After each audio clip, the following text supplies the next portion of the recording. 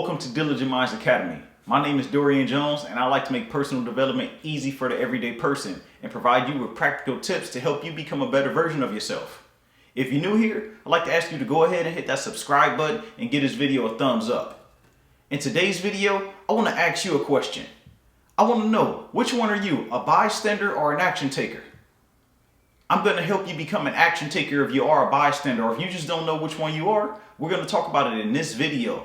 And we're going to jump into it right after this.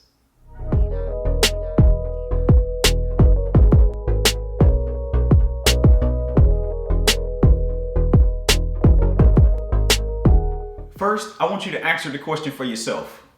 Which one are you, an action taker, or are you just a bystander? So many people say that they're taking action, that they're doing this, they're doing that. But in reality, they're just sitting there being bystanders. They're just consuming things, but they're not putting anything out, not producing anything for themselves. So let's identify some bystanders. These are the people that sit there on the sideline and they see everyone doing everything. They saluting everyone. They proud of everyone, but they fail to do things themselves. These are the people that can tell you how to do things, but they've never actually done it themselves. They never actually taken the action. They never ever decided that they want to make that change and they want to change their habits. That's what it boils down to. You changing your habits so that you can stop being a bystander and become an action taker. So if you watch any of my other videos, you've heard me say this a lot of times. Our mind controls everything. So what happens when you're just being an observer? You're entertaining yourself. So you're already feeding that dopamine within yourself that needs to see some type of results, even if it's being seen in another person.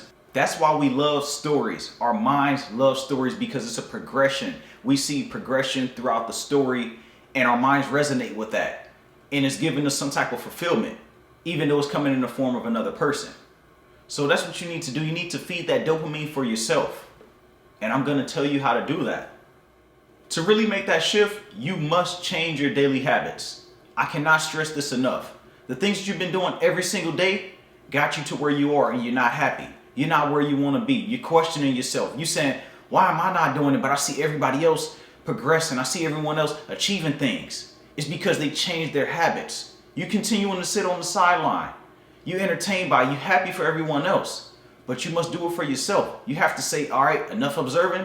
Let me get out there and take action. Let me change my habits. Let me change the way that I'm doing things on a daily basis. Whether it's me educating myself, whether it's me applying myself, whether it's me just prepping myself on the steps that I need to take.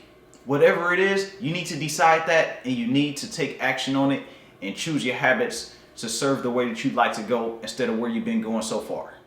And it sounds much easier to do than it really is. I get it. I've been there before where I think I'm doing a little something, then I go back into my old habits, just doing the same things that I'm used to because I did it for so long. The best way to do this is by stopping all the outside sources from coming into you. Meaning, minimizing your time on social media, minimizing your time looking at TV, looking at movies, on your phone. And you have to find the joy in your own journey. You have to find the joy in your own progress. If you don't do that, then you're always going to feel like there's an empty hole within yourself. Because you're looking at these things that other people are producing and it's entertaining you right now, but then you completely cut it off. What comes next? What's going to fill that void? And the thing that's going to really fill that void is you making progress for yourself. And that's going to be the best joy of them all. Because now you actually feel and see the results that you've been desiring, that you've been depriving yourself of for so long. But now you're making that shift and it's a little tough. It's a little hard. I get it. But you must continue to push forward. You must continue to push through. When you do pick up your phone and say, okay, I want to look, put it back down and get back to what you have to do for yourself. Continue to create that new habit form. Set small goals.